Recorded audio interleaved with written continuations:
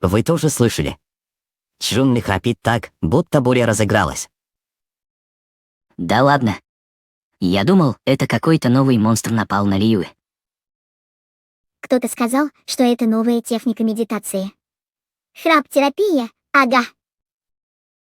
Эй, я просто погружаюсь в глубокий дзен. Не мешайте. Ой, а я думала, что это киты поют. Ну, у Чжунли даже храп благородный. Какой кайф, а? Благородный. Я почти оглохла от этой благородности. Да уж, даже я не ожидала такого мощного баса. Может, это последствия какого-то древнего ритуала? Или просто много тофу на ночь? Да чё там ритуалы? Чжунли, тебе бы к доктору, что ли?